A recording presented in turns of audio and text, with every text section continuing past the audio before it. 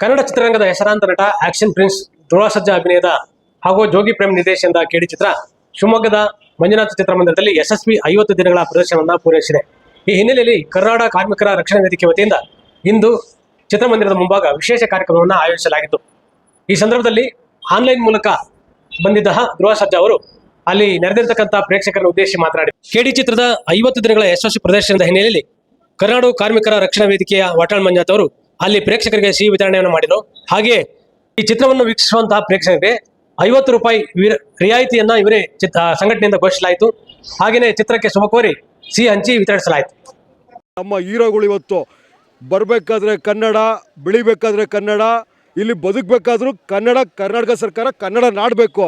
ಆದರೆ ಬೆಳೆದಾದ್ಮೇಲೆ ಇವತ್ತು fan India ಅಂತ ಎಲ್ಲ ಕಡೆ ಹೋಗ್ತಾ ಇದ್ದಾರೆ.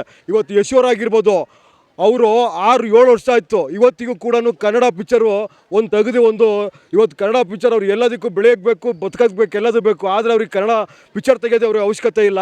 ಇವತ್ತು ನಾನು ಯಶೋರ್ಗೂ ಆಯ್ತು ಹೇಳ್ತಾ ಇದ್ದೀನಿ, ನಮ್ಮ ಸುದೀಪ್ ಅವ್ರಿಗೂ ಹೇಳ್ತಾ ಇದ್ದೀನಿ, ಇನ್ನೂ ಕೂಡ ಉಳಿದಿರೋಂಥ ವೀರಗಳಂದರೆ ನೀವೇ ಇವತ್ತು ಕರ್ನಾಟಕದಲ್ಲಿ ನೀವೇ ರಾಜ್ಕುಮಾರು, ನೀವೇ ರವಿಚಂದ್ರನು, ನೀವೇ ವಿಷ್ಣುವರ್ಧನ್.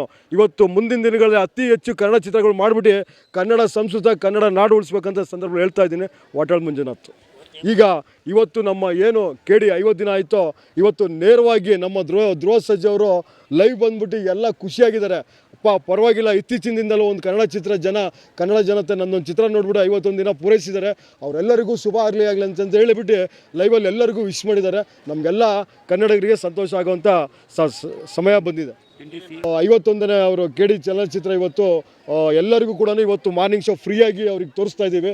ಜೊತೆಗೆ ಸಿಹಿ ಹಂಚೋ ಕಾರ್ಯಕ್ರಮ, ಅನ್ನ ಸಂತರ್ಪಣೆ ಮತ್ತು ಸಣ್ಣ ಮಕ್ಕಳಿಂದ ಏನು ನಮ್ಮ ಪಾಲಚಂದ್ರ ಇನ್ಸ್ಟಿಟ್ಯೂಟ್ ಡ್ಯಾನ್ಸ್ ಕ್ಲಾಸ್ ಮಕ್ಕಳು ಇವತ್ತು ಅವರು ಬಂದ್ಬಿಟ್ಟು ಕೂಡ ಜನರ ಜೊತೆಗೆ ಬಂದ್ಬಿಟ್ಟು ಅವರು ಕೂಡ ಡ್ಯಾನ್ಸಲ್ಲಿ ಪಾಲ್ಗೊಳ್ಳಿ ಕಾರ್ಯಕ್ರಮ ಯಶಸ್ವಿಗೊಳಿಸಿದ್ದಾರೆ.